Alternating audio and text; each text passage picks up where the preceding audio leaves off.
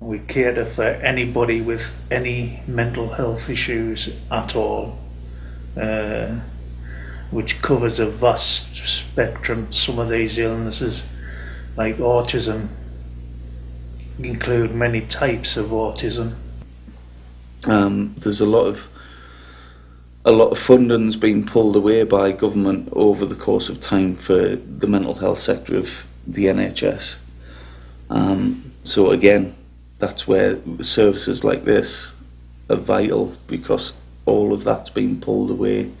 Way back in December, I had this idea of running the place myself, and I thought, I can't really do it without some help. So I'd mentioned it to Andrew, and Andrew would turn around and said that he would be willing to come along. Knowing that the service users were going to lose their day centre, I had suggested it to my dad, and that I would be happy to work as a volunteer for them. Little did I know I would end up being secretary.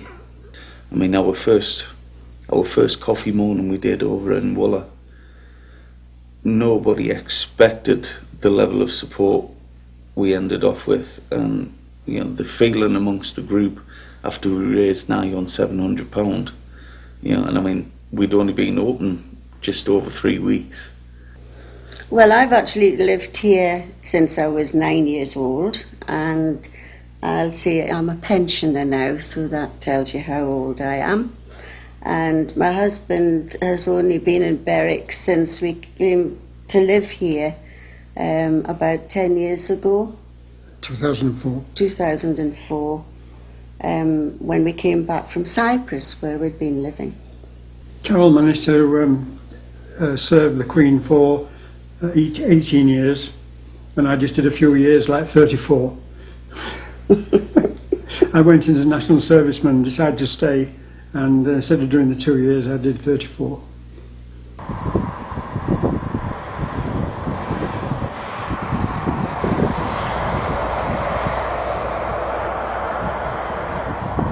One in Spiddle, Middle Street, 51 Middle Street. Still stands there, it's still there yet. Yeah, there used to be a busy place, Spiddle, with the kippers and boats and kippers. Herring boats used to come in, and timber boats and everything used to come in. I worked on the timber boats a few times. Salmon fishing.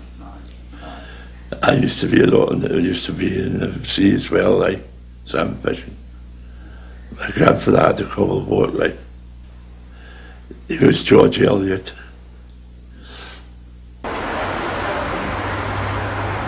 And I've lived there for 14 years now, but I'll be moving home soon. I'll be leaving home soon. Well, I'm moving to Winchester because I don't do a top-up course, so I'll be moving down all the way down south to Winchester in a couple of weeks, actually. So.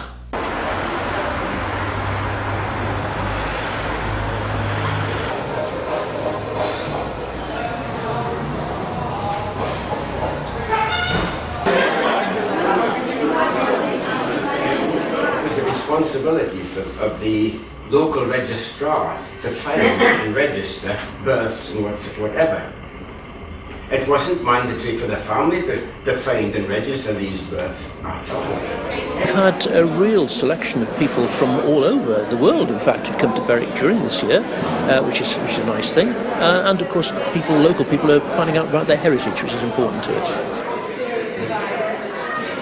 I say the fact that a lot of people are involved who've never been involved in this kind of thing before, presenting things for the public, whether it's helping with exhibitions, craft displays, some of the young people involved in things like teddy bears picnics and all sorts of activities like this, the music, the singers. It's a great chance for them to perform, really, and that's probably one of the biggest legacies, that people have actually found they can actually present things to the public. What I've managed to find out, piece together about my father's family, has all come from the internet. Now, I'm talking about harnessing search engines, and I'm particularly going to talk about Google, but what I say about Google is often important for every other search engine as well. You see we've got George Fisackerly there, but if you put them in double quotes, George Fisackerly like that, with a double quote in front, that's called a phrase. And you'll see we've gone down from 8,000 results to 224 results. And that's more manageable, isn't it? Now, the next thing is, if you put in another search term, that's searching for that phrase, George Fisackerly and Berwick. And it's down to 10 results. So if you're interested in George Fisackerly at Berwick, that saved you a lot of time.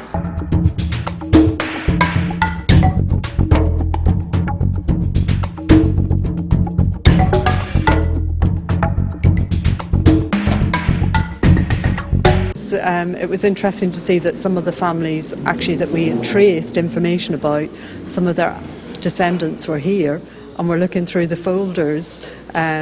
We had one gentleman that had come down from Glasgow, and we had a folder about his family, all the information there, and the story of one of his ancestors who'd been knocked down on the old bridge. She'd come on holiday from Glasgow, and the story was there in the folder for him. So, you know, it's lovely when things like that happen, and it was definitely worthwhile doing that, and people are interested.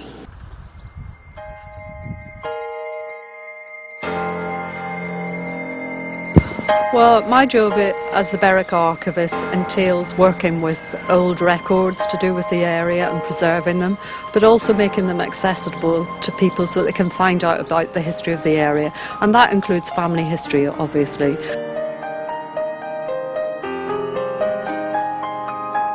So a lot of people visit my office to find out about their family history, so I will direct them to sources where they might find information. And obviously in doing that, I learn a lot as well about the families in the area.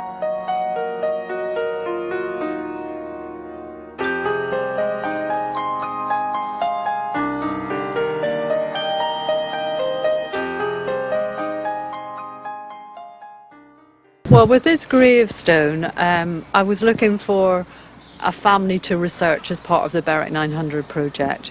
And looking through the inscriptions, I came across this one, which I thought sounded very interesting, as one of the children was called Charles Young Husband Patterson, and his father was a Johnson-Patterson and his mother an Isabella-Patterson. So I thought I would research the family and see what I could find out about them.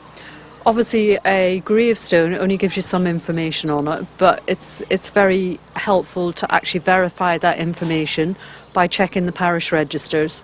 So that was my first port of call. I checked the burial registers to check that all the information was correct. So, for example, it said that Charles had died. They had another daughter, Isabella, that had died. And then in 1829, Johnson himself had died, but his wife, Isabella, didn't die until 1850.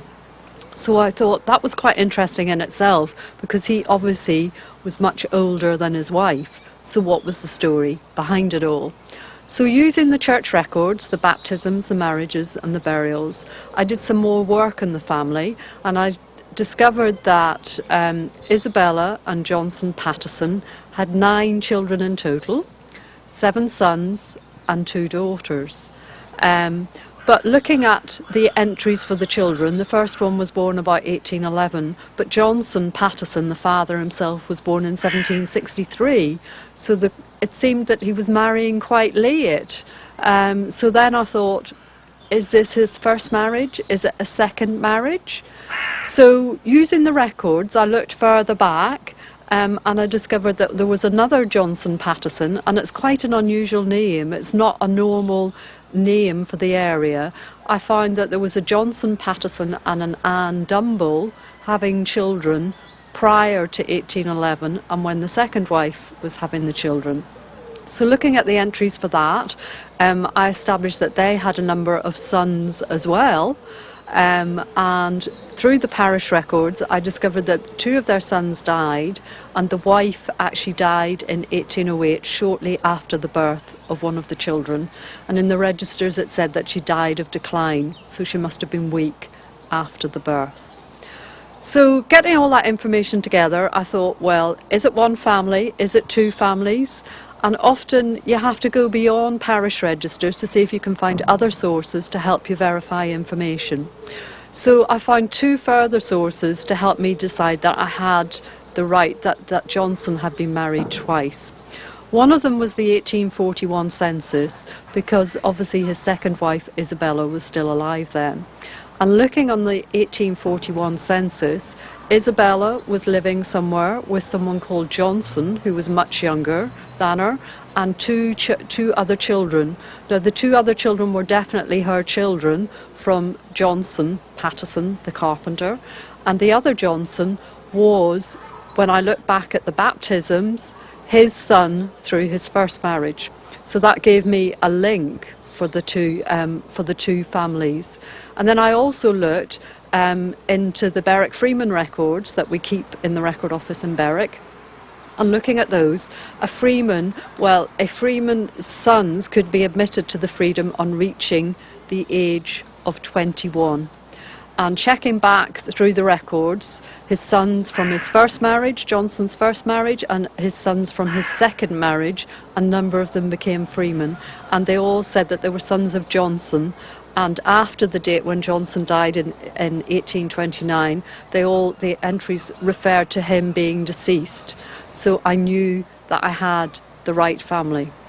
And really from this, the fascinating thing for me was establishing that this gentleman had 15 children in total, which is an awful lot by today's standards.